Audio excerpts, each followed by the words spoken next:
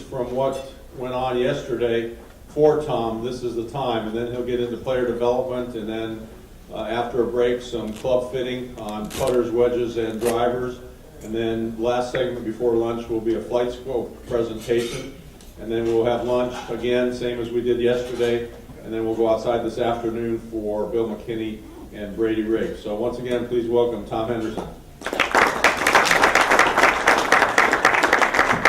Thank you, Bill. First of all, I'm going to miss Randy today, obviously. So, without Randy being here, I'm just going to pretend he's here. Just in case we go outside, I'll give him some sunglasses, too. But he sends his regards. He was going to the airport this morning, sent me a nice little text message, said he wishes he could be here for today, had to get back to work, and that he wishes he could see be with you guys and gals today. We kind of ended up yesterday on the range with Impact. So I had a little bit of video that we can you see that? A little bit of video that we examples of Impact. Used one of our favorite golfers. I used Tiger Woods for a few of them, but I think what we'll do is let's go ahead and run the first one. I've got 4 videos, and then I've got the videos broken down to stills. So if you just run the first video. Everybody see that? Yeah.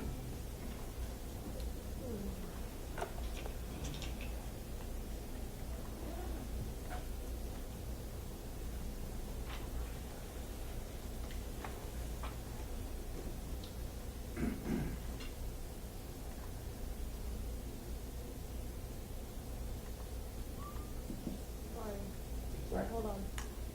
We are. I have it up on the computer.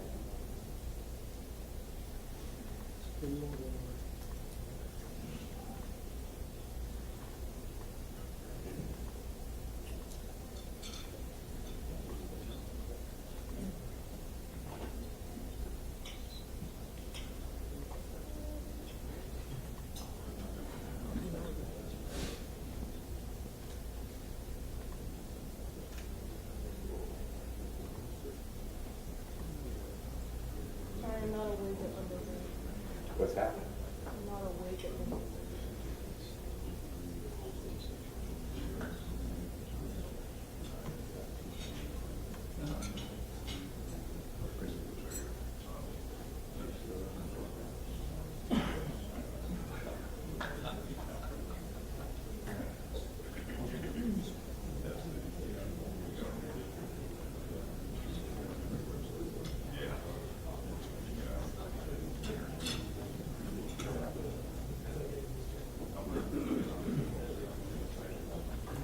See, if Randy was here right now, he could fill in with some stories or something, but Sorry.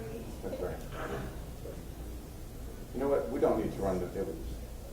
If you can't run the videos, you can just have the films on the stills on the PowerPoint.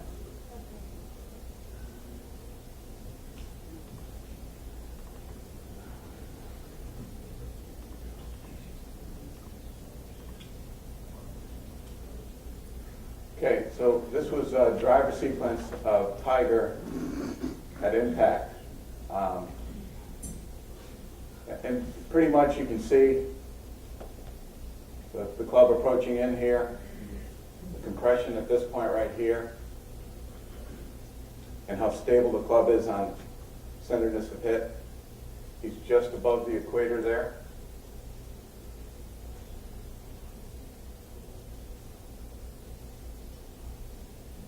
Okay. Go to next. This is a Stinger 2-iron down the line. This kind of represents a little bit what we were talking about yesterday. You know, the club approaches from the inside. Tom, Yes. can you go back to the previous one? Yes, sure. Would you call that a negative angle approach, or would you call that fairly level? Well, I'm looking at this. Yeah. I'm looking at this. It's fairly level. I would say that we get into a little bit of what the tour averages are. I think he's pretty close to the tour averages. I don't know for sure what his numbers are. Okay. But the tour average is 1.3 on descending blows. Right. If you look at the ladies tour, and as I said before, we'll get into that. The ladies tour players, the averages are 3 up, and the long drive, it's a little bit more like 5 or 6. The problem with, as you start to increase the upward angle of attack, you increase dispersion. And so those long drive guys, you know, they've got a field to hit into, whereas the tour players have figured out, you know, kind of the best of both worlds to balance it. And so, again, what we're seeing on tour is, from all the numbers that I've seen, 1.3. It used to be 1.2. I think it's 1.3 now. It's the latest numbers. So you can see inside, and then the explosion. You can see how the club is starting to go to the left. Okay, next. Okay, this is head on. I believe this was Johnny Miller looking at Tiger's right foot position. That's where the circles came from. But if you can see here, what we did is I superimposed a line here at the ball. Okay, at impact. That's where the ball was. You can see the club starting to hit some ground a little bit past. There. And then there. So that's kind of what we were talking about yesterday. Okay, and here's wedge sequence. This wasn't Tiger, this was Lazo Fabel. But this was pretty good here too. You see the forward shaft lean, club comes in, forward shaft lean, ball position, ball was here, really hits this turf here. So there's quite a bit of difference between starting position where the ball was and where the actual divot is made. And that's what we were just trying to get across yesterday. Did you say that's 4 inches, 3 inches probably? Yeah, there's a theory out there, Bobby Clampett, I think, was 4 inches. Impact zone. Yeah, I mean, when we get to divots, I'm gonna have a little divot and ball flight presentation as part of my morning program. We'll get into, we'll show the difference. Yes. When some of my students see this, and you know, you're talking 25 handicappers, I got to hit down on it to get it up. What do you tell them when they're just so obsessed with trying to hit down to make the ball go up and just failing miserably? Well, invariably, what I'll do is when I tell somebody that they really got to hit down on it, I'll usually see this right here. So the ball's here, and I'll see, you know, this kind of what I call, I mentioned it yesterday, what I call backing out of the shot. So one of the things that I do is, I think we talked about, you know, I had the line down there yesterday. I'll put a box. I'll draw a box with that paint that my superintendent uses, and I'll just say, you know, if you're gonna go ahead and make a divot, let's fill up the box with divots. Okay. The other thing I've used before, I've used tees, ball markers, just a little bit forward, just try to get their attention to go this way. And I try to just give them that task, and whatever way they can do it, encourage them, you know, just give them that thought. I don't want them thinking, you know, you got to do this, you got to do this, I just say, all right, if you tell me you're going to stand on your head to put divots in that box, let's stand on your head then. That's a little different approach. It's not very technical. It's just give somebody a task to do and see if they can do it. Yes? You know, could you talk a little bit more about the differences between, say, a female and a male? Like you're alluding to the path numbers being more up for a female and more down for the PGA Tour players. And then also, you know, if you put a lady that's swinging at 60 miles an hour in that same shaft angle that Tiger had, I don't think that ball's going to get up in the air. No, a lot of it is, it's angle of attack, it's club head speed, okay? I've got I don't think if you looked in the handout, I think I had a couple of charts for the different numbers for tour and for men, for the men's tour and for the ladies tour. There's something called optimization, and it's directly related to angle of attack, and it's directly related to club head speed. And unfortunately, I'm not at liberty to hand that out. another manufacturer. If you're a member of the university, you get that. But it does change with the amount of speed and force and angle of attack. So the shaft angle would change? You're not going to get as much, you're not going to get as much, at least I haven't seen as much shaft lean with a slower club head speed. I mean, you can get it. I don't see as much as I do with somebody like a Tiger. Does that help you at all? Yeah. Well, yeah. let's talk after. Yeah. I'll talk to you about the optimization. Yes? I thought I heard you say that hitting up, you get more dispersion with the driver. That's what I've seen with the long drive guys especially, because they're the extreme of hitting up on it.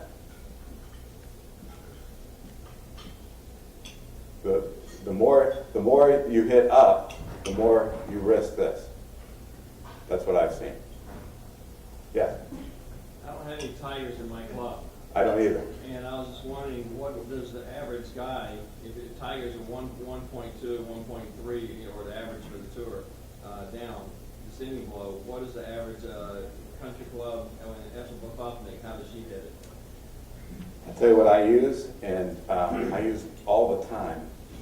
Primarily, I use the ladies' tour numbers for my male members at the club, because they're more in that.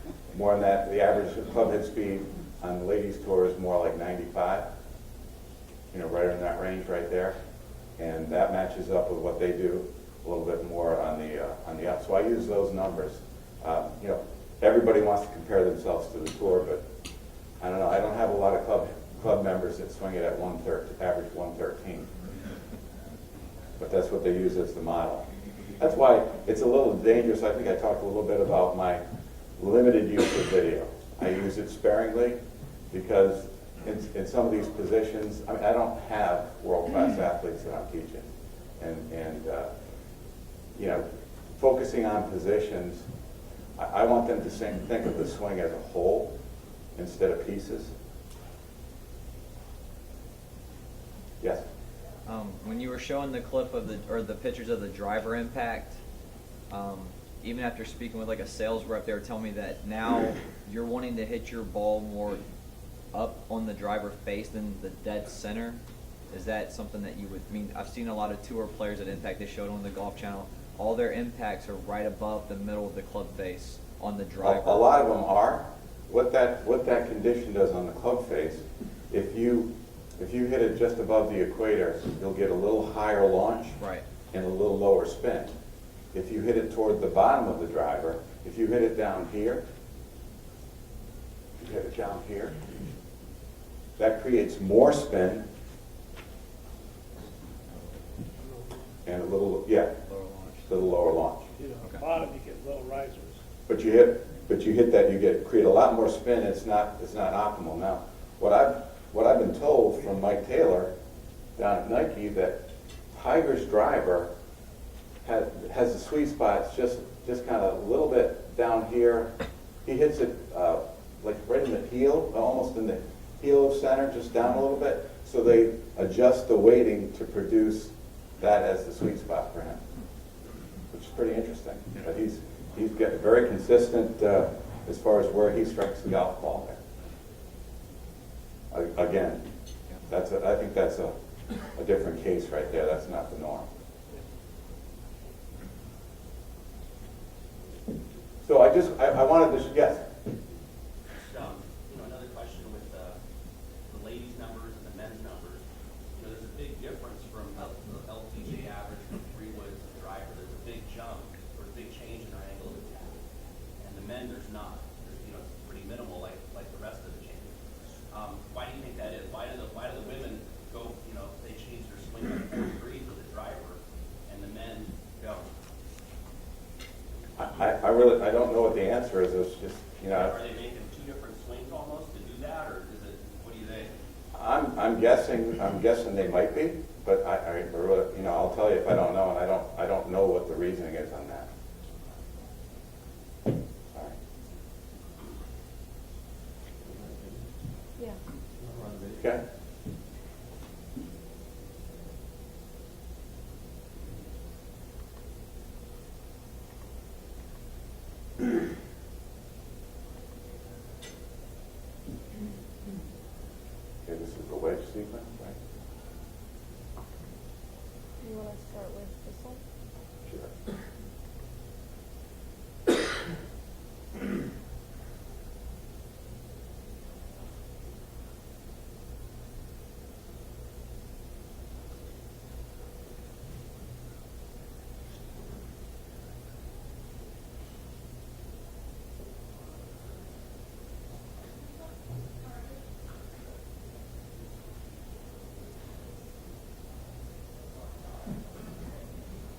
can see that slightly down.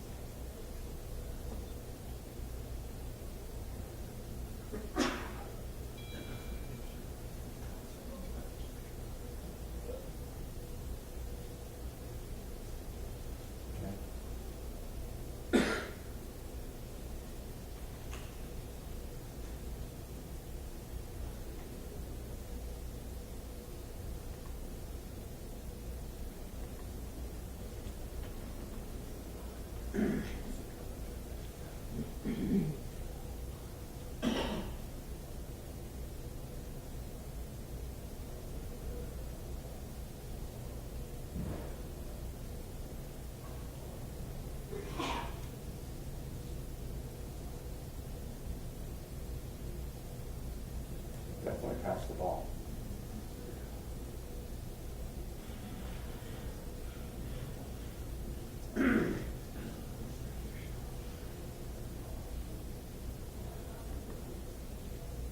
Here's the wedge sequence.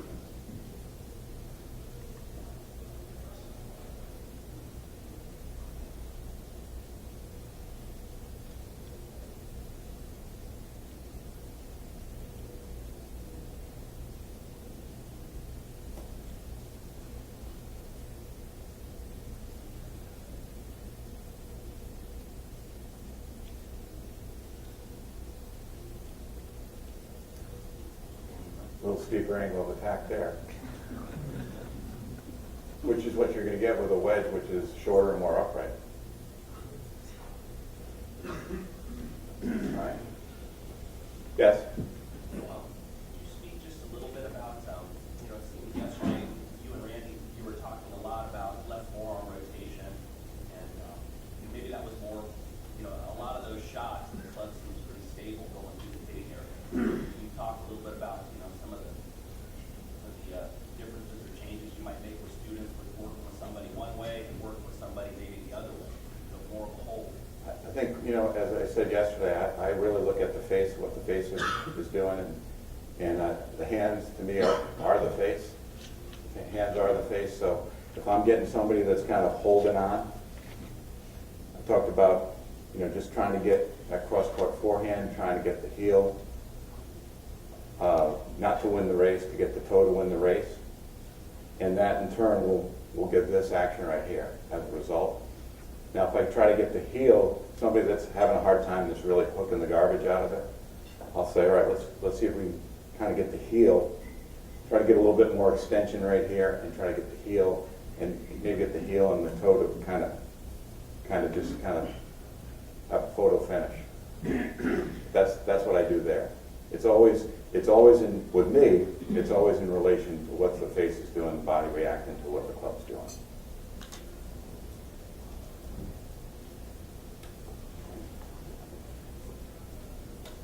All right, I think what we'll do is, Phil, go into divots and maybe go into ball flight a little bit. You've got that on there.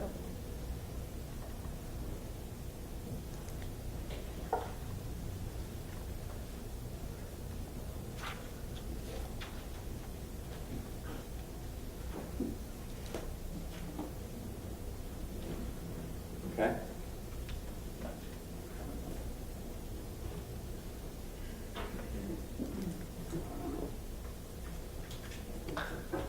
Okay, so yesterday we talked a little bit about looking at divots.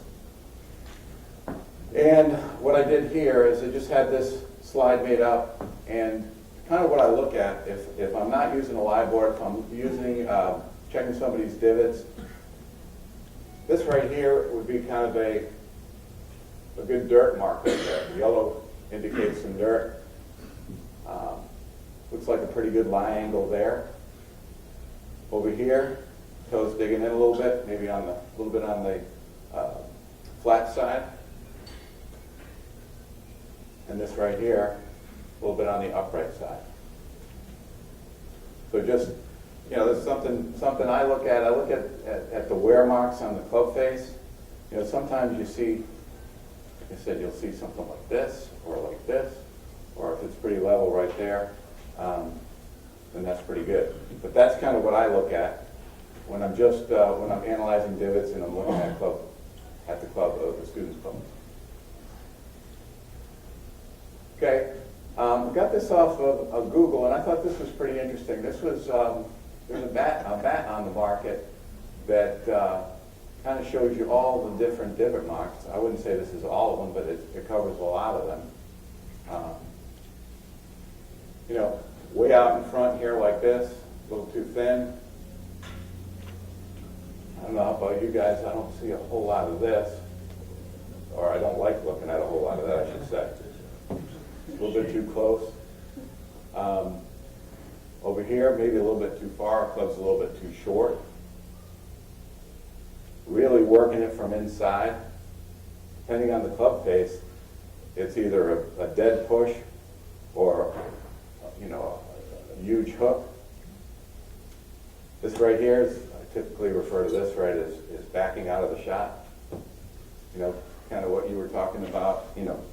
Okay, you got to hit down on it, and you got to be really careful with that. You got to hit down on that, got to hit down on that, and then you just start backing out of the shot and you hit this. Well, I did hit down on it. I said hit down on the golf ball, but not down on the ground. I'm not trying to impact the ground. But this works pretty good for greenside bumper shots. This right here was pretty typical. I think I probably see more of this going this way a little bit here, because if you impact the ball at the bottom of the arc, the club starts to go left a bit. Slice or pull, depending on the club face here, just really working it this way.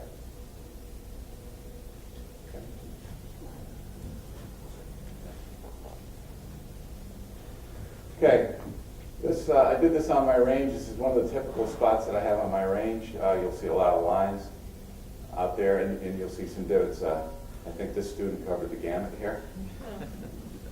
But it's what you get. I mean, it's right here. Okay, this one right here, really working from the inside, really backing out of the shot. Okay, pretty good there. Maybe a little bit thin there. Pretty good, very good. A little bit behind it there. So that's a typical spot on my driving range right there. My superintendent doesn't care for that too much, but you know, he'd rather see a line, I think. But that's what we use in our teaching stations. Thought this was a pretty good picture. What this shows is from the face-on angle, the club is delivered from the inside, the contact point here, divot, and then the club moves left. That's my philosophy on it. That's what I look for right there. I thought that was pretty good. Okay. Kind of 9 scenarios here. I guess they would be called the ball flight laws. Okay. So number 1 here, pull or draw. Pull, draw, pull, hook. Club face closed, club path going that way. This is pull, club face square, path going left. Pull fade, or fade, club face open, path going left. These are basics. You can really get in and start to analyze these things, but these are kind of the basics here. Okay? Number 4 here, straight draw, hook. You can see the path is going out a little bit with the square club face. Anybody like number 5? On the lunch monitor, that would be 0, 0. Club face square, path, perfect. Number 6, straight fade, fade or slice. See the club face is slightly open. 7, push draw. This is kind of this is the kind of thing I like to look for. This is when I play, I like to hit push draws. So club face is pointing to the right, it would be a positive club face and a positive path. Push, open club face, positive path. And then push fade. Tiger hitting any of these? Yeah. So open club face or positive path, positive club face. So does everybody understand, like if you work with a launch monitor, you gotta put terms in positive and negative. Positive for a right-handed golfer is that way, negative is this way. Any questions on that? I know that's been refuted a lot, but those are kind of the basics right there. No. Yeah, oh, I'm sorry. But like you said yesterday, there are no straight lines in the golf swing. I worked with Rick Fair, a guy who played on the tour for a while, and Rick and I we were out there hitting balls, and his divots were going to the left, and he was pure, and he had the perfect draw. He's going, my divots are going left, my divots are going left. I'm going, great, they're supposed to be. You know, and actually, he didn't understand that concept, that they were supposed to be going left. And but he was hitting it absolutely with, you know, Mizuno, you know, 4 blade irons, and they were just going perfect. But they're actually on a perfectly hit shot, because there are no straight lines. You might hit a shot that goes out just dead, just to the right, and then on the way it just falls out of the sky to the left. But your divots are actually going to the left as well. That's kind of the push. I think that's kind of almost like a push draw. If it's starting out a little bit to the right and falling to the left. Yeah. But it's very close to that number 5 right there. Because you're on an arc, the divots were actually Correct. going to the left. And that's exactly what I'm talking about. I get a little nervous, and I talked about this yesterday. I get a little nervous when I see divots going straight, or I get really nervous when I see them going to the right. He was looking at it, well, maybe he wanted to change his golf swing. I said, dude. That's where you help them. Yeah. You know, and sometimes you have to tell people who are hitting perfect that, you know, they don't understand some ball play like, but like I said, there aren't straight lines on this, because a lot of times you think that's where it's going. They actually perfect shot was the ball was going out to the right, and I said it was just barely dropping to the left. Most of those guys hit it almost dead straight anyway. Mm-hmm. But the divots were actually were going to the left, and that to me is really the perfect golf swing. One of my assistants just went down, spent a week down in St. Lucie at a junior camp. I guess Paul Terry is involved in it, and guys from Stack and Tilt. He said it's amazing how much these guys know, and how everybody was hitting push draws. Everybody. Didn't see one fade when he was down there for the week. And you got these little 11, 12-year-olds shooting 65, 66, and he said it just kind of blew them away. But that's what it seems to be. I mean, that's personally, that's my kind of, this is what I strive for. That's what I see a lot of. Not necessarily with my members, but with the better players. Any questions on it? Yes? Tom, there's been, I don't know how long it's been, 8, 9 years or so, where there's been a different set of ball flight law come out. You familiar with that? Yeah, I know at the Teaching and Coaching Summit, not this last one, but the one before. Yeah, has that been discounted by now, or are they still Well, arguing about Bill, it? you might speak to this too, Bill, but I know that at that Teaching and Coaching Summit, it was pretty confrontational. And I think what Dr. Wyron came out with, basically, you know, he quoted from the book and basically said, I don't know if he called them laws. Principles. Yeah, I think that's what it was. And so, I mean, I'm familiar with it. I go on, you know, I pretty much go on this. This is what I use. By no means am I an expert with this, but what I will tell you is this seems to do me well, and this in combination, like the launch monitor has helped me tremendously understand this, and in studying that, I will say that a lot of times, if you don't have a launch monitor available, and so you got to go on with, what Randy talked about, ball back. Ball flight tells a story here, and I try to match them up with one of these scenarios right here. I asked because I've had a couple spirited conversations with some younger people who have kind of embraced the straight left, right only, and then branches off those 3 flights. And I'm very open-minded. I really have tried to understand what they're talking about. And even when I read about it, it sounds like somebody trying to, they're trying to explain something that isn't true. Because that's what makes sense to me, and it always has. You know, that's the thing has always made sense to me, and I kind of grew up with this. And so, like I said, I use a launch monitor. I don't use it on every lesson. I definitely use it for fitting. And The it launch just, monitor says this. exactly. The launch monitor doesn't say, and I forget the name of the other thing. I think they're part of that secret society. Is that one of those cults that Randy was talking about yesterday? I mean,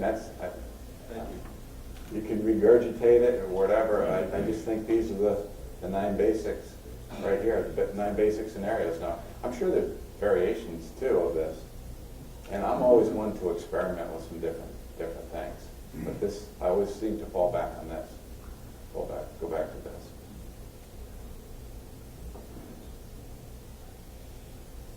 Here are those numbers. I'm going to buzz through these. These are in your packet.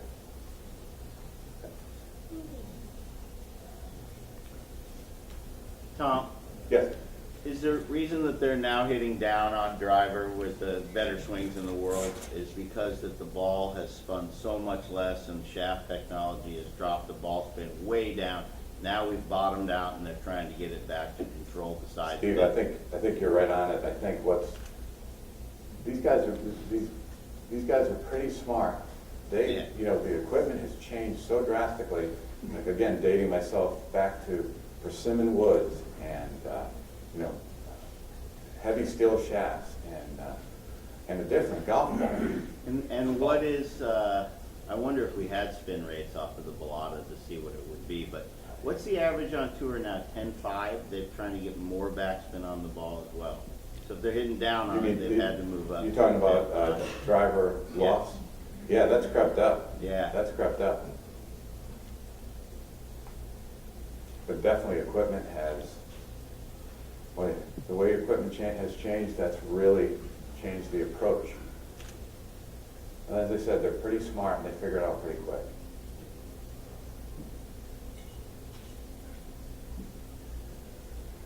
Okay. I thought we'd have a little fun with this. I've got 5 videos here. Okay? With your ball flight aficionados. Maybe let's roll the first one. Cue that up.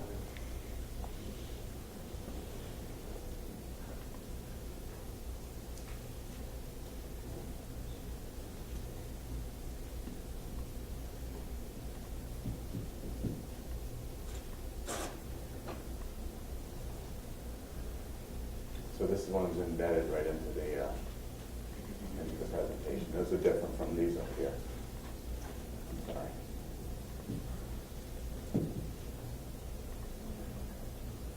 With the link at the bottom? Yes. And I'll give you the queue up once you get loaded. I'll give you the queue up. We'll go right to them.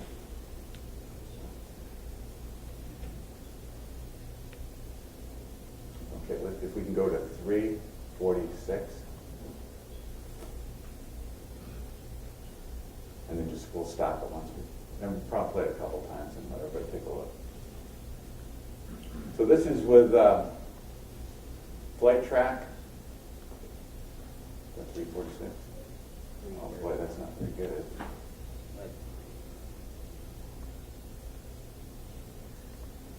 That better? Yeah. I think so. Ready? Yep.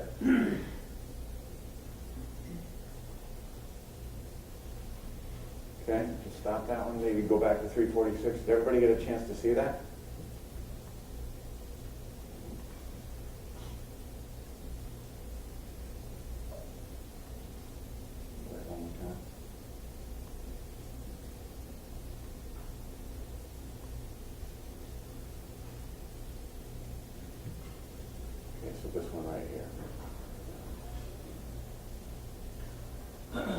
about that one.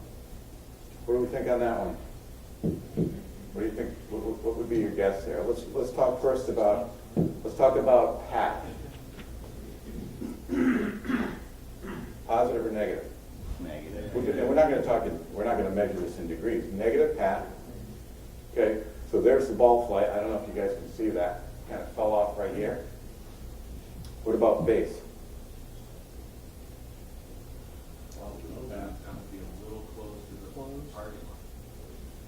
So if we talk in terms just really basic, positive is to the right, negative is to the left.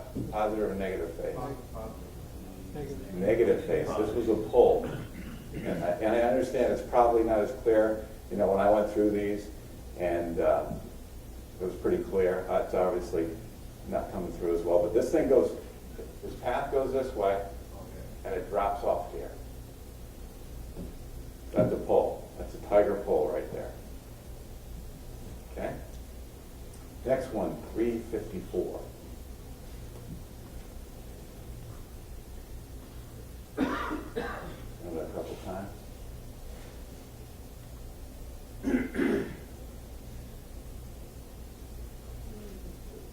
Okay, watch that thing. Get out of the way, tiger. Okay. Try that again. 354.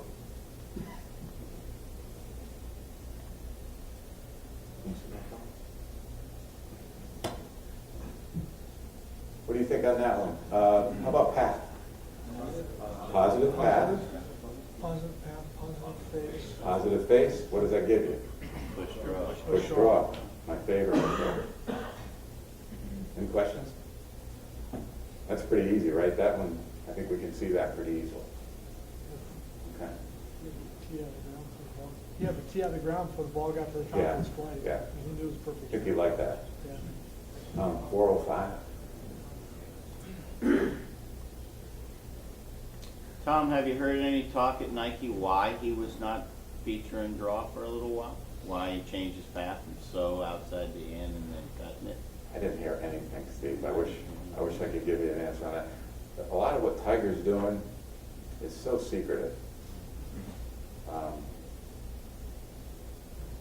That's, you know, you don't hear much. You hear bits and pieces. Like, I never knew about the wear mark on his driver, where he struck the driver was just down and inside, heel side of center.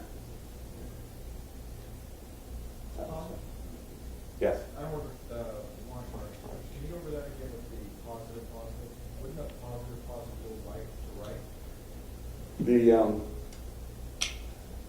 Through the numbers and the research, 80% of the initial ball flight is attributed, 80% of ball flight, directional ball flight is attributed to club face, 20% is path.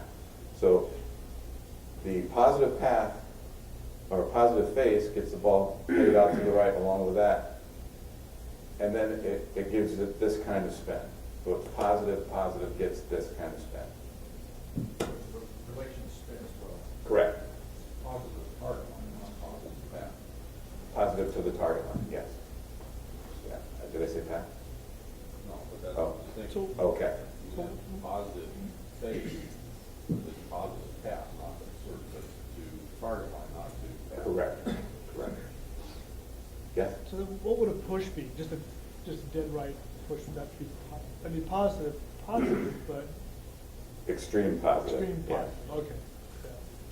Tom, do you have any numbers on where that ball would start to go straight or bend off to the right? 3 degrees open, 2 degrees open, half degree open? Is it square at impact, you think?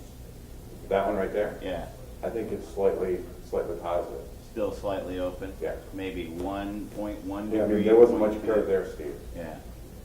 I mean, he, like he said, he had the tee out of the ground pretty quick on that one. That was one of his favorites there. Yes? You said you prefer the club coming from the inside, the push draw. Me personally, when I play, yes. Right, but actually, all the players are delivering the club from the inside, even the faders. I played with Lee Trevino multiple times, and people think he swings outside in. No, he actually swings the club from the inside. He delivers it from the inside, He's set up so far to the left, same way with Freddie Couple. They just set their bodies so far up to the left, and then they deliver the club from the inside with a very strong blow. And Trevino actually, you'd be surprised how how low the club is past the impact. But he does, but they all deliver the club from the outside, except for that one guy that's playing for the European team with a Ryder Cup. He swings like Stadler. I forgot what his name is. South African. Attributed to body type, maybe? Yeah. Brandon Dion. Dion. Yeah. Look at the body type. Yeah. Stadler body Yeah, type. he's the most, almost all, even the faders though are delivering the club from the inside. Yes? How do you hit a push-push? How do you hit a push-push? Positive. Hold that thought. We've got 3 more videos here. Do we do 405? No, you ready?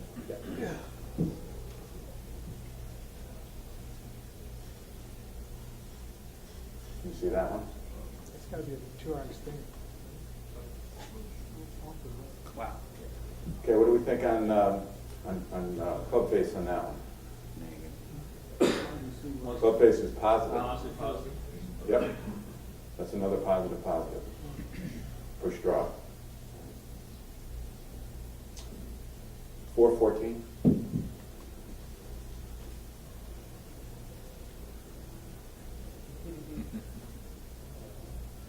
Watch it fall. Same thing. Right? That's probably as straight as he's gonna hit it right there. That's as close to 0-0. I think if I had to put numbers on that, I'd say half, plus a half positive, plus a half positive for Pat and Somebody Faith. just break his driver. I mean, isn't that the truth? It's amazing how, it just blows me away how he hits everything else. What, the 3-wood? Or 3-wood or 5-wood, whatever, it's crazy. Crazy. All right, last one, 425. Oh, Uh-oh. think he likes this one? Let's run that one again. Oops. He probably wants me to erase this one. I'm going to show again here. Driver. Can we run that one more time?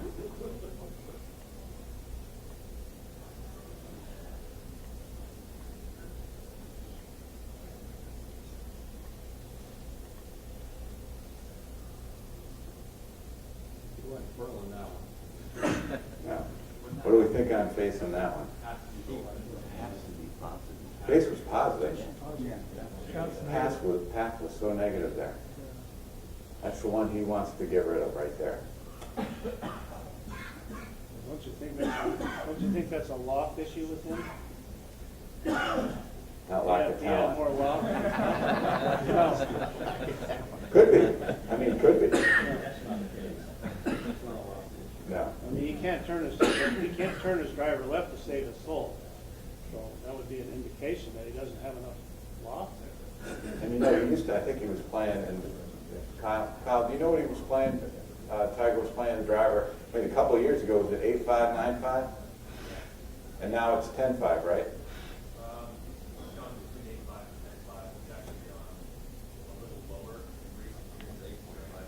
Is it 8.5 now?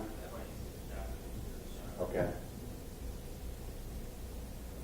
You know, I don't know, we talk about effects, and I'll talk a little bit about this when we talk about some club fitting and fitting for a driver, but it's amazing, and I think Randy touched on it a little bit yesterday too, is, you know, your buddy's got this new double X fancy shaft, and it's all the shaft. I get a lot of questions, a lot of it's all in the shaft, right, Pro? It's all shaft.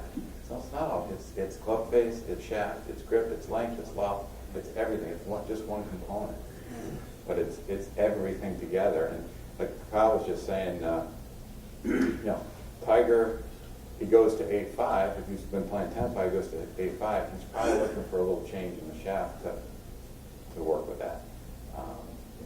You know, to work with it and to create that new combination. All right.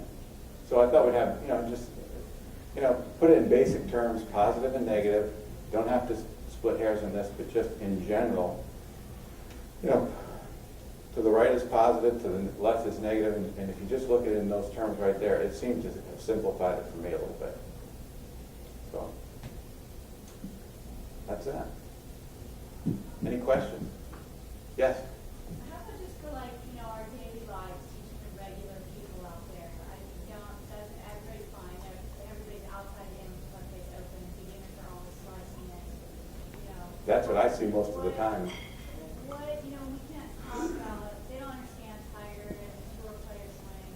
So like, what is everybody, my question yesterday too was, I wonder if everybody sees the same thing, like with all my beginners, I see very similar swing calls all the time. Left face closed, wooden, not enough weight shift, you know, no extension, impact, all those things that happen all the time with beginners, and they don't fully understand swing path and left face. So do you have any suggestions or wonder if anybody else? I think that's a great question. I think you know, and I probably sound like a broken record here, but I always go to club face and try to explain that. Use a tennis racket, find another sport that use. I want to get club face first. I'm looking at that equation, and this is just the way I look at it. 80% is attributed to club face, 20% is attributed to path. What do I need to focus on first? That's what I do. I mean, that's the way my brain thinks, and so I just really, you know, I liken it to the tennis player. I'll talk about, and I'm not a tennis player, and I always preface the tennis analogies with my students and saying, hey, I'm not a tennis player, so you can have a ball with me. You can have fun, make fun with me if I misspeak or whatever as far as the terminology. But when you go up to the net in tennis and you're hitting these little shots, right, it's all about racket control. It's about face of the racket control. And I kind of relate that to them. I said, when you're up on the net, you know, where's the ball going? And I'll even pull out the racket and I'll say, all right, if I strike the ball with the racket in this position, where's the tennis ball going? Or get in this position, where's it going?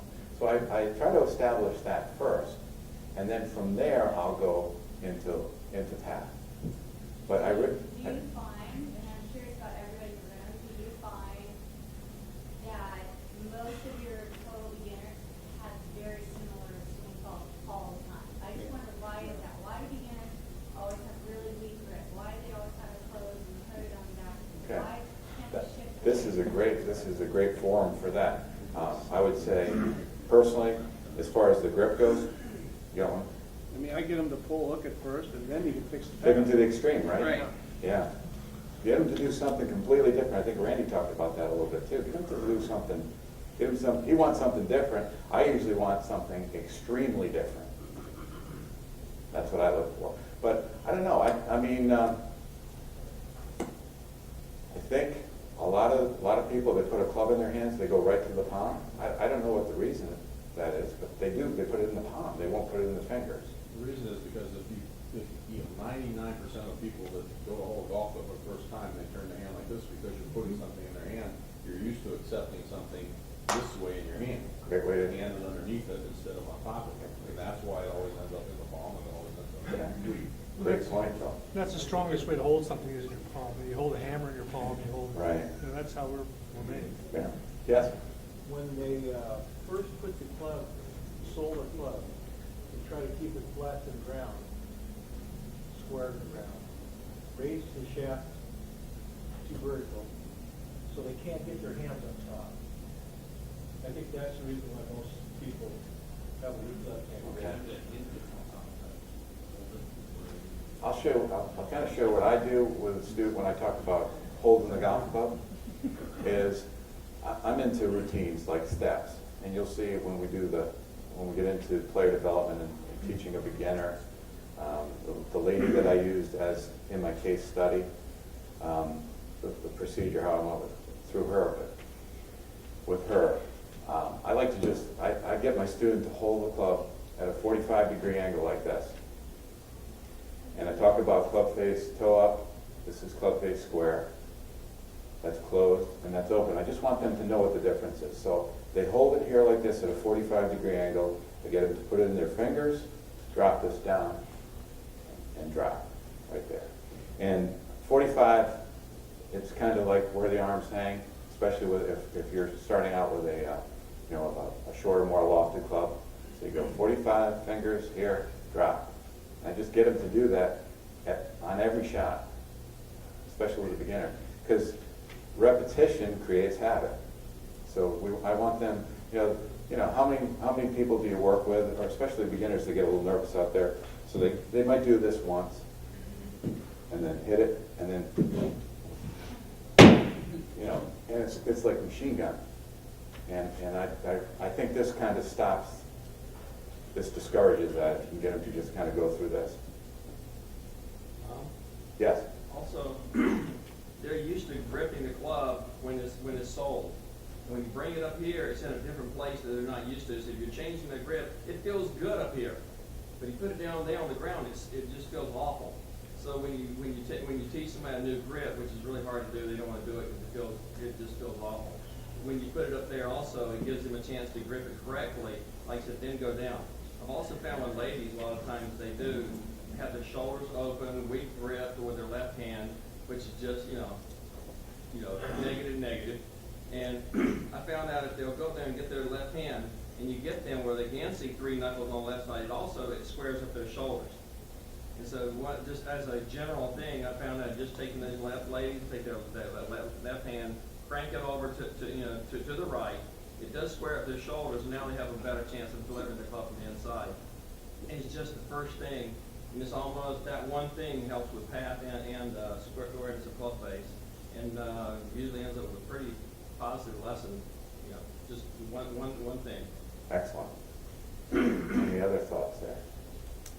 Yes? I started asking questions a long time ago about you know, ball flight law, the absolutes. So I went about going through a systematic approach through it. What happens to what? What makes what do what? When, where, how, why? What I came up with for me to teach was a common sense thing. You know, I immediately went to the club face. And the reason I went to the club face first is because what's the number one common denominator in the ball? It's a base, strike, and ball. So then I went into this thing of, you know, what makes what do what, when, where, how, why. And the way I came up with it was club face first, so it's club face position impact, that being 90 degrees square of the target. Then the club head tap, that happens next within the golf swing. And what happens after the club head tap? Well, simultaneously with the club head tap is now my angle of approach. Then comes the club head speed. After that, and then comes centeredness of contact. But from a training perspective, I flipped centeredness of contact and club head speed. So I got the student to get away from the club head speed aspect and just go to the base and centeredness of contact. And boy, did the results go way up, because as soon as you took the speed away from it, and they had them on close in front of face, it became so much simpler for them. You know, there's probably more than 2 camps on that. I think when Nicholas learned how to play, I think Jack Trout had him hit it as hard as he can. And if I'm wrong, somebody correct me on that, but I think hit it as hard as you can, and we'll figure out where it's going after that. And then there's the other camp that says, hey, let's figure out where, you know, let's hit it straight, let's find the center of the club face, and then let's test the speed to see how fast we can go and still maintain the centeredness of hit. I'm kind of that second camp. That's just with my club members. If I wanted to teach them to hit it on the center of the face, and then we'll test the limits. We'll see if we can redline it. We'll see if we can get it up there, how fast we can go and still do that. And I tell them that there's a balance. There's a balance between swinging it fast and centeredness of hit, and we want to just we want to balance that out. We want to maximize both. Anything else? Any other questions? Wasn't the initial question of why do these people do all the same things? Why do they do? Yeah, why do I'll all the tell you what I look learned. exactly the same? Yeah, you know what I learned a long time ago? I never answer a why question with my students. You get a lot of why questions? No. Why do I do this? Mrs. Jones, I don't know why you do it. I know what you're doing. and we can probably approach it. I always turn the why questions into what questions. And I think as an instructor, if you can do that, it's pretty helpful. Yes? Wouldn't you say, though, at the overall member level that she's talking about, if you can change the face of the club at Impact and get them to make a 180-degree positive change or some sort of physical change right away, you've got them hooked, you're in, now you can spend time on path, plane, timing, speed. And you can pick timing or speed for centerness, whichever, but if you fix the face first and get them to change the ball flight, then you'll be able to work all into the other things because they understand you know what you're talking about. You have credibility now. Don't want to have credibility killers. You know, we were talking about the numbers, and, you know, I hardly ever show my members the numbers. I want to hide the numbers. I want the numbers for me only. And with the launch monitor that I have, I can just selectively, I can just put up 1 or 2 boxes for them to see. And I'll have all the other stuff embedded. Because I don't want to get it complicated. I don't want them focusing on, 15 different parameters. So I'll pick and choose. Like we might be just working on angle of attack. I had this guy, and then you got to hear this story because this is really, my assistant and I were on I just got the launch monitor, the new launch monitor. This was a few years ago. And my assistant and I were down there, and we were just fooling around with it. So this guy that I had worked with 10 years ago, 10 years previous, and he'd gone through everybody on my staff where he'd taken lessons. He was one of these guys with the driver, and I didn't have a launch monitor at the time when I started working with him, but with the driver, he's making this hellacious, over the top, steep strike of the golf ball. So I told him 10 years ago, I said, Bill, what I'd like you to do is tee it up as high as you can, and I want you to hit the ball, hit it on the upswing. So we did that. And he didn't kind of buy into it, whatever. Then he went to my female teaching assistant. Then he went to my male assistant. And we got a new assistant. And when I was working with him, as a joke, this guy's a character. As a joke, he took one of his golf shirts, and on the back, now you just understand the way he swings at it. On the back, he put "Swing by Henderson." And I used to say, Bill, I will pay you not to wear that. Please don't wear that around the club. So that was kind of the standing joke. So now, 10 years later, he's gone through the entire teaching staff, everybody that's been on staff. We're down the range, fooling around. He said, what do you got there? I said, well, it's a new launch monitor. Hey, can I try it? Yeah, get your driver, Bill. Gets there. 9 degrees steep. Negative club path. I said, Bill, what you need to do, I said, these numbers are a little bit off. I said, these are where you should be. I said, tee it a little higher and hit up on it a little bit. He went to 3 steep. This is unbelievable. How come you've held this back from me for all these years? He needed justification with the numbers. And so you kind of pick and choose. I didn't have him before, but he believed me when he saw the numbers. And then obviously the ball flight was different. He saw his path had changed a little bit out, and it wasn't as steep. It was still a little bit too steep. But it was like, this is the best machine going. You've been holding out on me for 10 years. So. Was he a stockbroker? Yes, he was. He was a money manager. Yeah. Yes. So. Any other questions? This has been, I'll tell you ladies and gentlemen, what I really enjoy about this and presenting, whether it's on that side or presenting, is hearing the different thoughts and hearing the different questions, getting me to think about some things. And I know, I'm always trying to learn. And, in a forum like this, if you can come away with 1 or 2 thoughts, to me, it's well worth the price of admission. So I thank you for participating in this. Another question? As an instructor, thinking about maybe trying to get some type of launch monitor, and just how they're costly. We're going to see a presentation later on. Right. But do you think it's something that will be a necessity in the next 3 to 5 years, like video was 5 to 10 years ago, or do you think it's something you can do without, or what do you think? I think as far as the launch monitor, something like that where, you know, with like that last example I used, where you can justify the advice you're giving, I think it's great.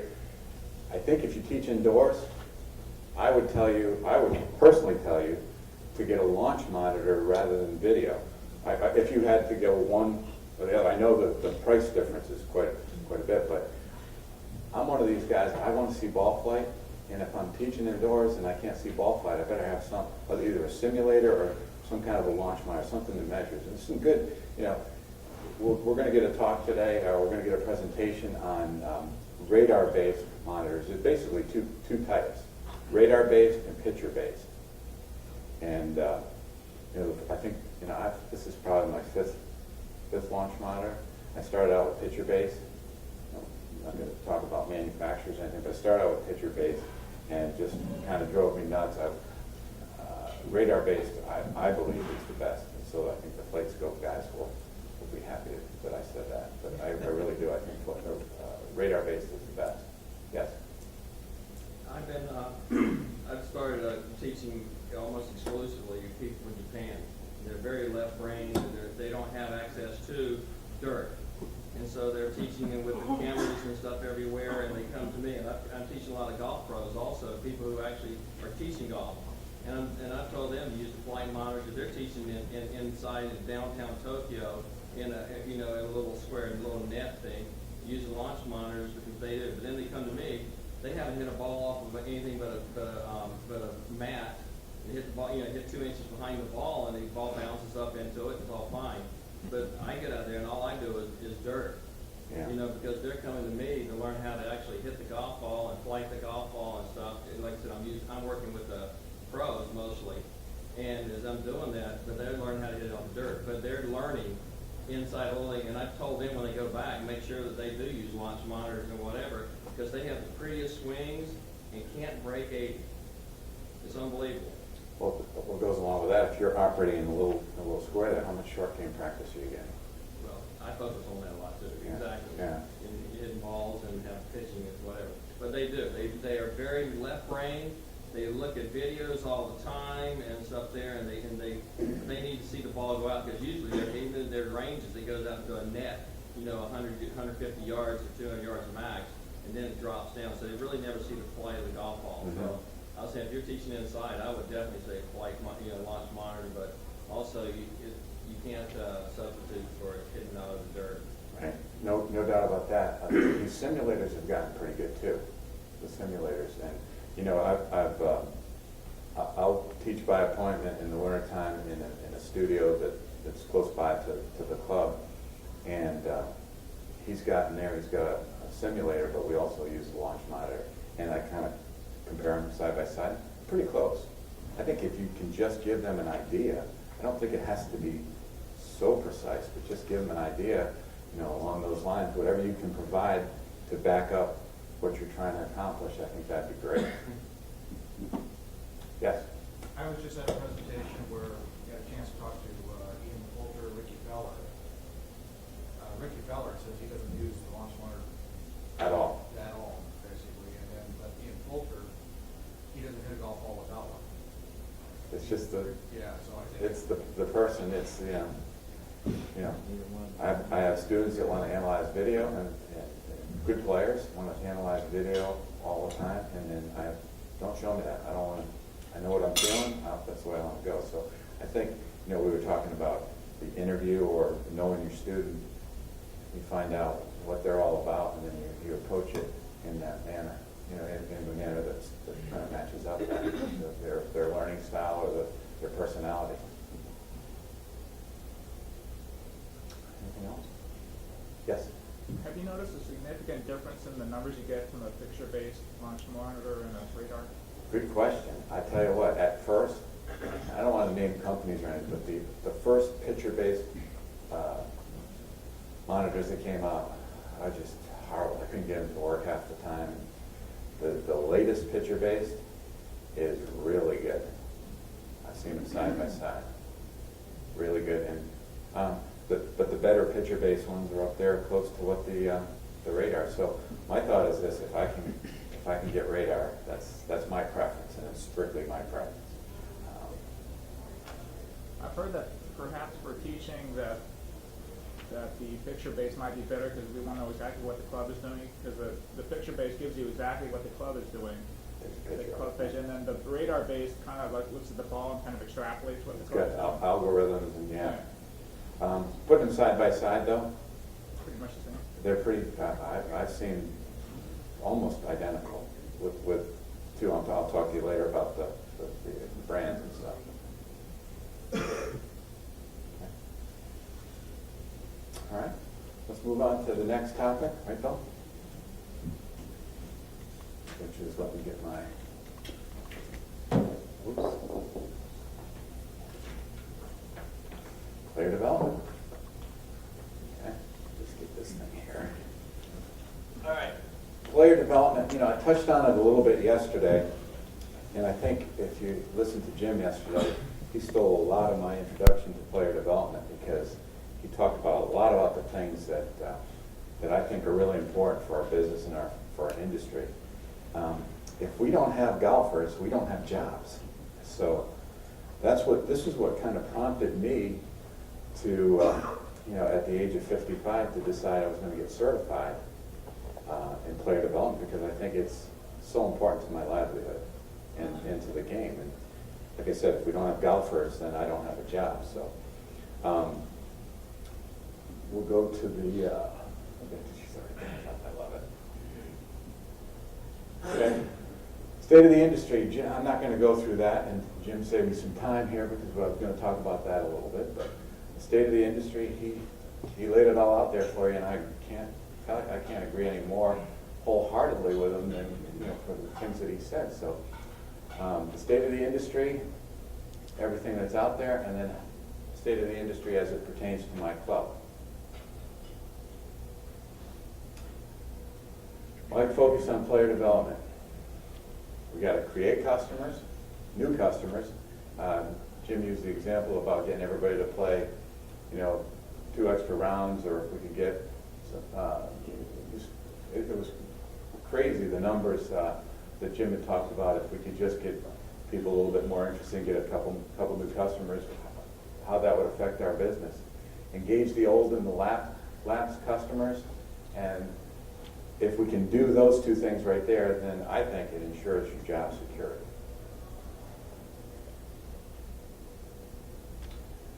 So designing successful programs, we use team building. We want to strengthen the core golfers that you already have. We want to get the golfers back that you lost. And then we want to capture new golfers. It sounds kind of repetitive here. Team building.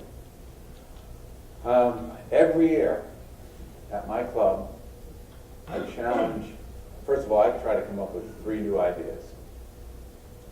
And I challenge my staff to come up with 3 new ideas, and we try to implement them. So I'm constantly reinventing myself, and I think this may be one of the factors that is attributed to my longevity to be at one place for 27 years. I mean, that's longer than I've ever been anywhere in my life.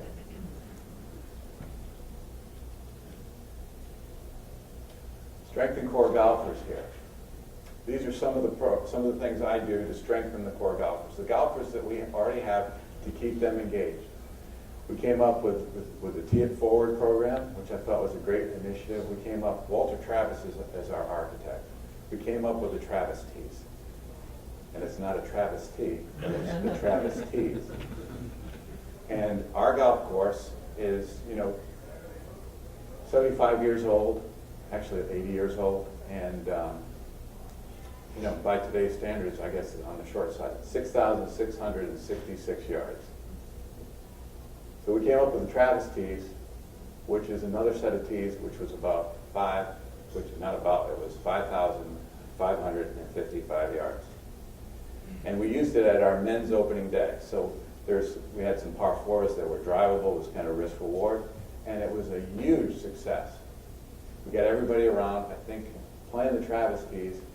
Compared to other we used it for opening day, I think we got everybody around, it was 17 minutes faster.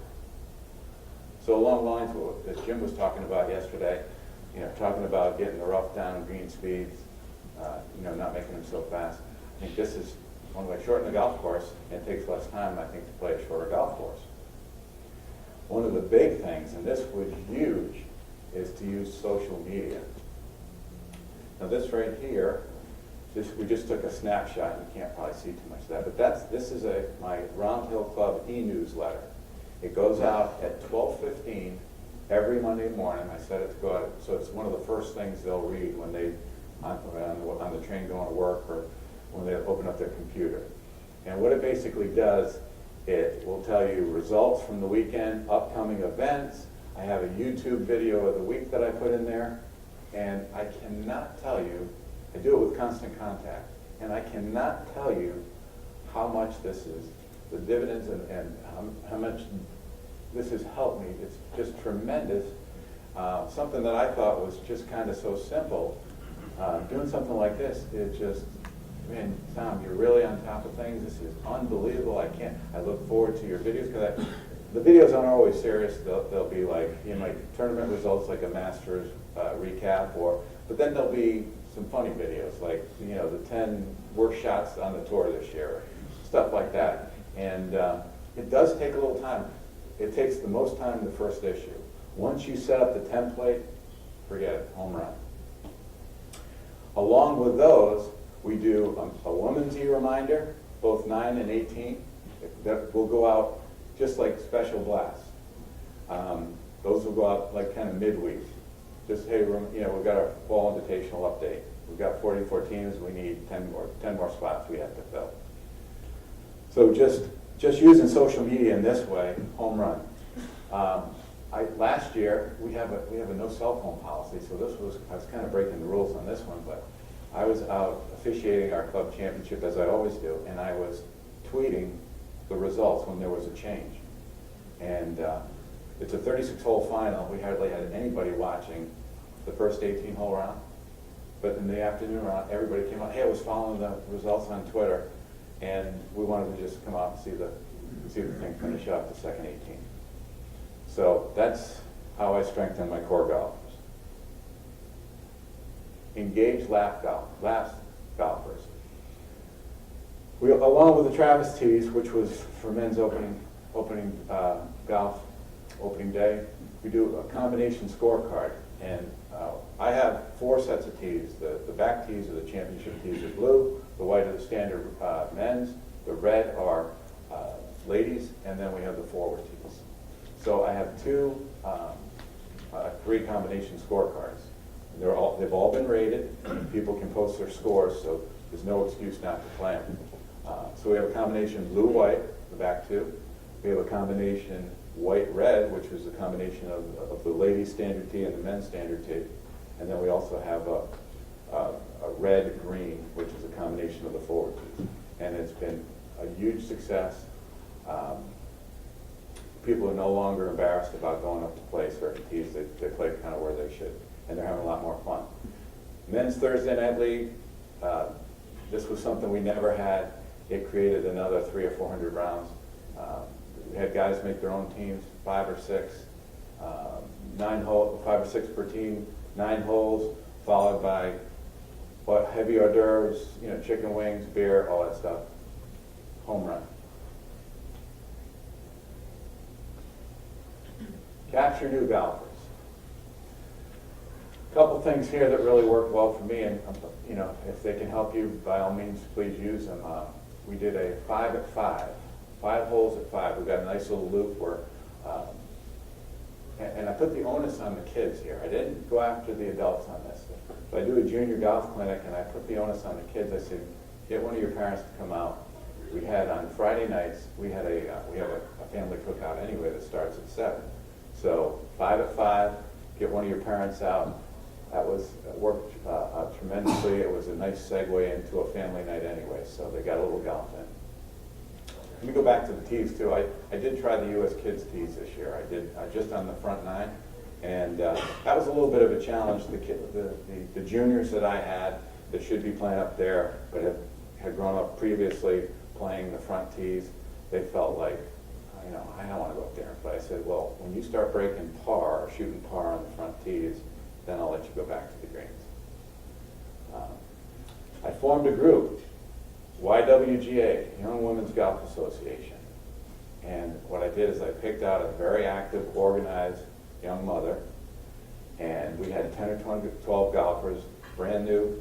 I would do a clinic at 9:30 in the morning on Tuesday morning, charge $15 a person, get 10 to 12, and then they'd go out and play. If they only could play 3 holes, that was fine. And when I played 5, 9, whatever. But that was huge. And I've got kind of 2 main ladies groups at the club, kind of 9-holers and 18-holers. And now this was the 3rd, and this is kind of like the farm system. We're getting them ready to go up to the 9ers and then the 18-holers. So we've got the pipeline going there. We've got the farm system going. And then we do welcome to golf programs. My assistant, Debbie Dungy, came up with a program that touched, there wasn't much hitting of golf balls or anything like that. It was just, where's the locker room? Where do you go? What's the etiquette? Just going over a lot of the things at the club, just policy, because more than anything, somebody that's foreign to our game, they're just nervous. They know there's a lot of rules and everything in golf, and we've got to kind of change that stigma there. But just to get them to relax and make them comfortable with the surroundings. So that's how we capture new golfers.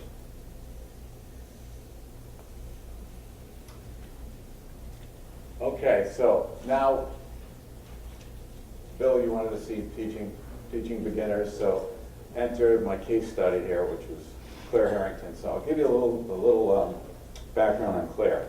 And this has to do with what Randy was talking about knowing your customer. Claire was a 59-year-old lady who came to me at the end of March. Now, we had just opened up. I'm closed January, February, March. So she came to me at the end of March, at the end of skeet shooting season, which, by the way, my range from November 1st to April 1st turns into a skeet shooting range. So you don't go down there and have balls because it's dangerous. Really dangerous. So she was a skeet shooter, and she came to me and she said, "Tom, I was out with our fitness director. They'll do like cross-country stuff on the golf course." She said, "It was so beautiful out there." She said, "I've never played golf, and I want to play." I said, "Great, Claire. Let's talk about what are you trying to get out of this?" She said, "I want to play on ladies' opening day." I said, "Ladies' opening day?" I said, "Claire, that's 21 days away, or 22 days away." "No, I want to play in ladies' opening day." I said, "All right." I said, "Tell me a little bit about yourself." Okay. This blew me away. Now, she had been a member at the club for 43 years. 43 years. Her husband had played a little bit of golf. She'd never been out there. She was so impressed with the beauty that she wanted to play. So I'm 59 years old, but don't tell anybody, she said. She said, I had aspirations of being a professional musician. She was an organ player, and I think she did perform professionally for a bit. And then she became a music teacher for 32 years. She graduated with a PhD from Manhattan School of Music. So pretty impressive, right? I knew she was an accomplished shooter because I'd seen her when my range is closed. Every once in a while I go down there and check it out, and she's always shooting, and she was a great shot. So she was an accomplished shooter in skeet, trap, and sporting clays. Okay. I said, "Anything else I need to know, Claire?" "Well, I'm a pilot." "Okay. Really?" "Yeah, I've got my own plane. I'm a pilot." Okay. And she said, "I'm ATP." I said, "Well, what's that?" "I'm an airline transport certified pilot." You guys know what that is? She could fly a Boeing 747. So she was a certified flight instructor, a pilot certified flight instructor, and certified to fly the plane that I came in here on. It's like, whew, okay. So I'm kind of a hobbyist musician, so I know what it takes. And, so I'm to know this. I said, I've got her figured out. Okay. So I'm going to give her, she wants to play ladies' opening day. We're going to set the ground rules. Okay, that was her goal. So I talked a little bit about this yesterday. So we did go through the interview, we set the goals, and the timeline, we got 21 days. So I said, Claire, here's the deal. We're going to start close to the hole. She said, well, I don't have any clubs. I said, don't worry about that. We'll take care of that. We're going to start close to the hole, and we're going to work away, and we're going to end up on the golf course a couple of days before you're going to play in ladies' opening day. So we started out, I said, and here's the deal. And I said, you know this from everything you've accomplished, that you've got to have a system, you're going to, and I said, I feel confident that you're going to do this. I said, we're going to have a lesson on one aspect of the game, and then what we're going to do is we are going to go ahead, and I'm not going to see you until you get 2 practice sessions on your own. Now, this might be a challenge. And she said, well, it's not going to be a challenge. I said, what do you mean? She said, well, I'm going to get my first practice session in right after the lesson. And then she said, I guarantee I will be the first one you see the next day at the club. Great. Where have you been hiding? Where have you been all my life? Okay. So we started out with putting. She didn't have a putter. Gave her a putter out of the shop, a little bit shorter, a little bit flatter. Just kind of giving her something in the ballpark. It wasn't exact. And we started out with, I went through pre-shot routine, and I can go through that, Bill, if you want me to go through all the steps. It's a little bit boring, but pre-shot routine, the message was to go ahead and do the same thing every time. Okay, we start out with 3-footers, go to 6-footers, 9-footers, pre-shot routine from holding the club, talking to her about the only grip on the golf, on any of your golf clubs, if you're allowed to have a flat surface, is a putter. I want you to put your thumbs there. We just talked about that. You know, I want your hands together, to quote George Nixon, as if in prayer. Okay, working together. So, and then we'd end up, the first lesson, we ended up with a little putting contest. And I can go through the chronicle on this if you want, Bill. It might be a little bit, yeah? You got 20 minutes. Okay. Okay. So we did putting. And I said, Claire, I'm going to give you this putter. She said, well, I got to get some clubs. I said, I'm going to give you this putter to use, and because you won't be able to do your homework without this. And I said, when we get through this, I said, we'll spend a little time and we'll fit you for an entire set of clubs. So we do the putting. Sure enough, she stays. We have a little putting contest. She stays. She comes back the next morning. Okay, looks good. So now she scheduled a lesson, I think it was a couple days later, because she wanted to get a little bit more practice in, which was great. Gave her a 56-degree wedge, you know, ladies length, medium bounce. We go out right out on the golf course. So the first lesson, the putting lesson, was on the putting green. I get her right out on the golf course because I can. I'm a pretty slow place. So take her out to the 15th hole. We're hitting little chip shots with that. We're hitting lob shots over bunkers. We're hitting some greenside bunker shots. We spend that lesson doing that. Sure enough, the next day, I see her, you know, she practices. Next day, she grabs a cart from my starter. She goes out to another hole, and she's working. So she's sticking to the plan. And in each lesson, when she comes back to me from the previous lesson, I said, the only way we're going to start this, I just want to know that you did your practice, that you did your homework, and that do you have any questions from the previous lesson? And I won't go forward unless we answer all the questions from the previous lesson. So we go on and on, and we go ahead, I tell her, you know, kind of what I talked about yesterday. We get to full swing. And full swing is down on the range, and I teach her start at the finish. We're going to hold the club a little bit differently. Start at the finish. We're going to do this. We're going to have her hit some irons. We go to the next lesson, we do woods. And then now we go out on the golf course. The last lesson, we take her out on the golf course. And if you want me to backtrack, but it's kind of boring. I read through my project for certification. It's like, but so now we go out on the golf course. And the first thing out of her mouth on the golf course was, you know what, Tom, I'm really happy to be out here, and this is great. And I had a great plan for her. We're going to do 3 holes. We do a par 3, par 4, and a par 5. And one thing she didn't get on the range was she didn't get uneven lies. Now my place is like this, so she's going to have a lot of this. So I go over uneven lies. I talk about that she has to adjust to the slope because it won't adjust to her.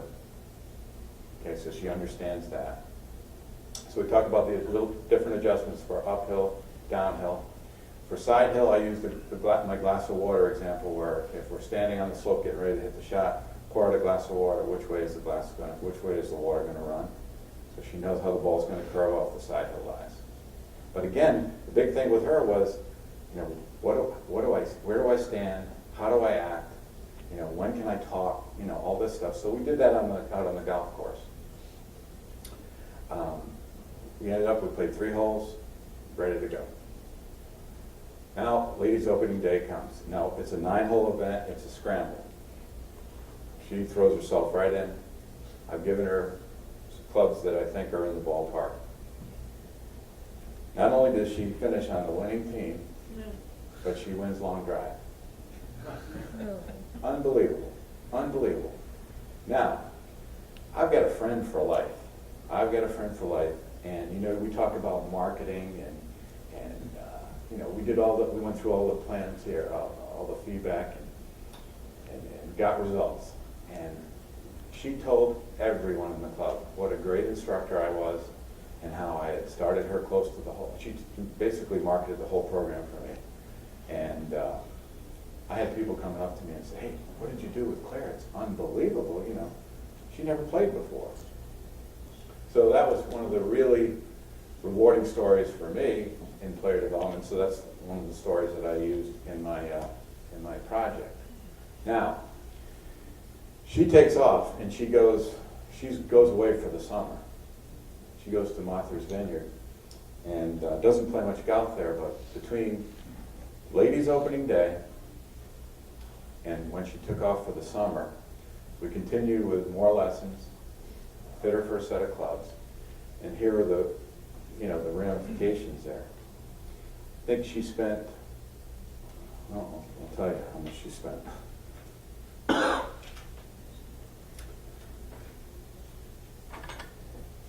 This was by getting one new golfer.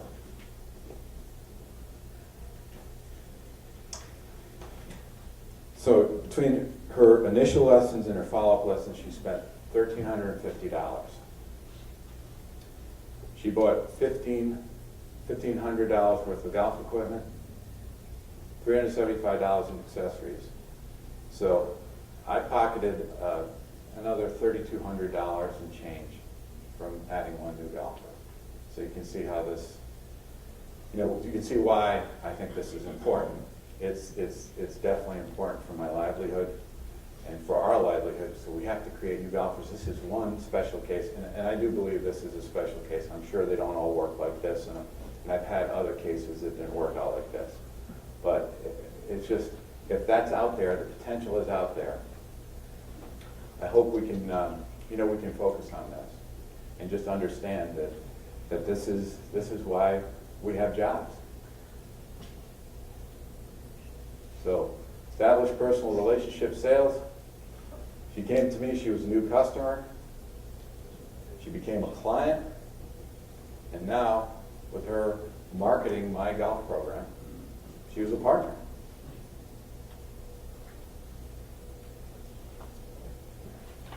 Word of mouth, huge. I think that at our country clubs, word of mouth is, I guess before Google or before blogs and stuff like that, I always used to, hey Steve, tell me a good dentist around here. I would always use word of mouth. Visibility. I think a lot of us, and I know professionals in the Met section, I try to preach this here. A lot of us kind of pawn off, and maybe that's not the best way to put it, but assign junior clinics and beginners to our assistants. I think it's a huge, huge mistake. If you are going to sign off, make sure you train them. But I try to be involved in this now. I run a 6-week junior golf school every year, 4 days a week. It goes from 11 to 12:30. I run it in conjunction with the other sports at our club, which are squash, tennis. It's unbelievable. I started this program when I first got to the club. My junior program 27 years ago was 3 kids. 3 kids. And I've run it since then. I've got over 100 kids now. But as far as, job security, obviously, I want to create golfers, create business. In that first clinic that I gave, that first junior golf clinic that I gave, 2 of those juniors are now board members. One of them is on my golf committee. And I've got, you always kind of look for your alliances and your allies. They're big fans because of the time that I spent with them when they were younger. What also helped me too is a lot of the clubs in my area were not very kid friendly. We do like $10 guest fees for a private club. It's unheard of. Through Monday through Friday for juniors. So we're very kid friendly.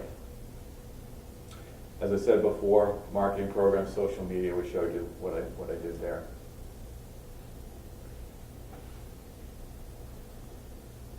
Okay, conclusion, the future, importance of developing new golfers. I've kind of talked till I'm blue in the face.